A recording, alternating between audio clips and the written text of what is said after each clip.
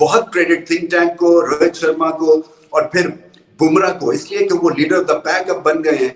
मैंने बहुत सारे फास्ट बॉलर्स देखे हैं दुनिया में, खेला भी हूँ और फेस भी किया है, मगर बुमराह जैसा टैलेंट जो है वो बड़ा कम आता है। तो बुमराह की ये कौन सी आखिरी राउंड की बला है भाई, क्या करता है ये, समझ ही नहीं आ रही।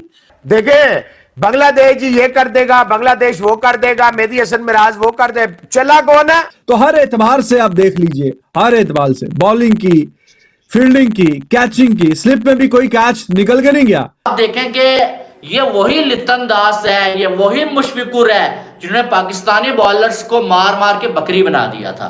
कि भारत ने जिस तरह से पहली इनिंग्स में बल्लेबाजी की और जायसवाल के थ्रू जो प्लेटफॉर्म सेटअप किया था, प्रेशर में आ ही जाना था उन्होंने, और फिर जो बॉलिंग चेंजेस के थ्रू प्रेशर क्रिएट किया भारत ने सिलेक्शन पॉइंट ऑफ व्यू से। ये है इंडिया की टीम जिनको पता होता है कौन सा मैच विनर है।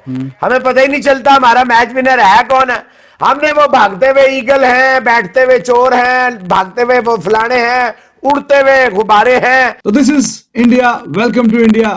और जिस तरह की परफॉर्मेंस एक्सपेक्टेड थे, बिल्कुल उसी तरह की। आप देखें स्टार्ट में हमने देखा कि जब बुमराह ने आते साथ पहले ही ओवर में जो शादमान को आउट कर दिया। इस अंदाज से रोहित शर्मा कप्तानी कर रहे हैं, और ये बाय द वे एक यंग टीम की वो कप्तानी कर रहे हैं। सो प्रोसेस में रह के यंग लड़के भी सीख रहे हैं और कप्तान का भी टेम्परामेंट डेवलप होता है। भाई साहब ये तो खत्म, शुरू होते ही खत्म हो गया, ये क्या हो रहा है भाई साहब।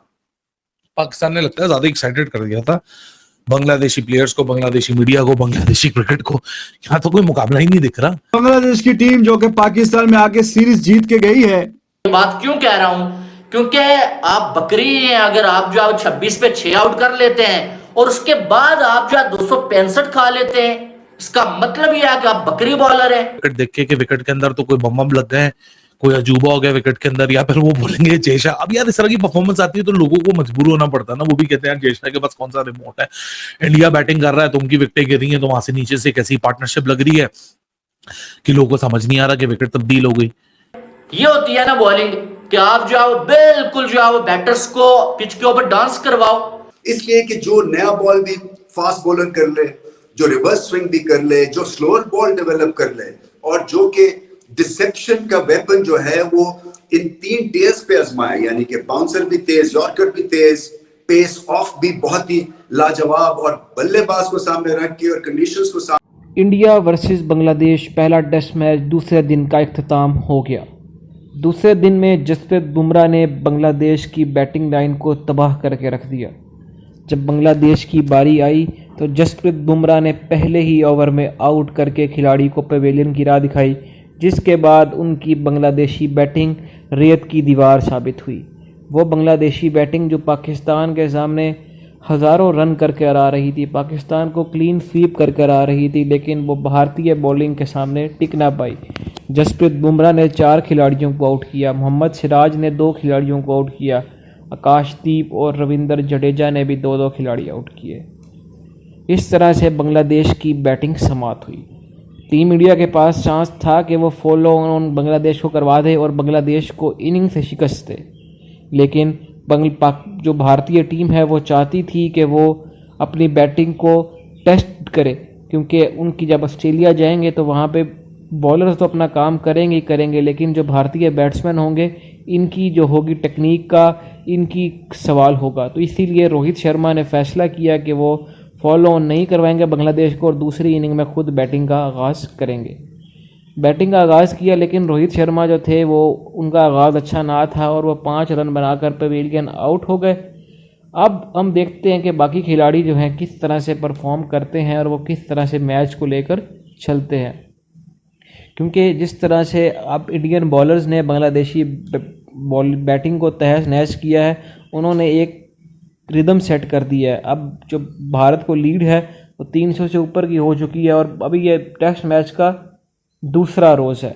तो अभी देखते हैं कि ये टेस्ट मैच 3 दिन में ख़त्म हो जाता है या 4 चौथे दिन तक भी जाता है। तो मज़ीद हमारी वीडियो देखने के लिए चैनल के साथ बने रहें, लाइक शेयर एंड सब्सक्राइब करें। धन्यवाद। सामने रख के आप एक लाएअमल तैयार करें अपनी बॉलिंग का। इस लिहाज से ये आउटस्टैंडिंग टैलेंट है और बहुत खुशी होती है कि ऐसा बॉलर जो है हमें दिखने को मिल रहा है जिनकी लाइन और डायरेक्शन अच्छी है, एक भी बॉल ये जाया नहीं करते, हर बॉल पे बल्लेबाज का इम्तहान होता है और ये इनकी ग्रेटनेस है। और फिर मैं दोबारा से रिपीट करूंगा कि जो कि वनडे के एक या वाइट बॉल के ग्रेट टैलेंट थे, वहां से इन्होंने अपने आप को इनकरेज किया और फिर टेस्ट क्रिकेट में अपना लोहा मनवाया। सो ये हर नए बच्चे के लिए एक बहुत बड़ी एक कहानी है और ग्रेट रोल मॉडल है बुमराह सारे दुनिया के यंग फास्ट बॉलर्स के लिए। यहाँ पर जब इंडिया निकल के बॉलिंग करने आ रहा है तो पहले 25 पे 3 विकेटें गिर रही हैं, उसके बाद थोड़ा सा एक पार्टनरशिप लग रही है, फिर विकेटें गिर रही हैं, तो लोग बोल रहे हैं यार ये क्या हो रहा है। मतलब इनके जो पेसर को देख लो वो नहीं खड़ा होने दे रहे, इनके स्पिनर्स को देख लो वो नहीं खड़ा होने दे रहे। इट्स अ टेस्टामेंट, ये एक इलस्ट्रेशन है एक बेहतरीन टेस्ट टीम की। इंडिया ने अपनी मॉडस ऑपरेंडी तब्दील की। इंडिया पे इल्जामात लगते थे कि नहीं जी ये तो 2 दिन में टेस्ट मैच खत्म करा देते हैं स्पिन विकेट बना के। लो जी इन्होंने स्पिन विकेट भी नहीं बनाई, ये तो टेस्ट मैच पर 2-2.5 दिन 3 दिन की कहानी लग रही है। इसको फिर ये 2-2.5 सेशन के अंदर आउट कर देंगे तो फिर 3-3.5 दिन के अंदर ये टेस्ट मैच खत्म हो जाएगा।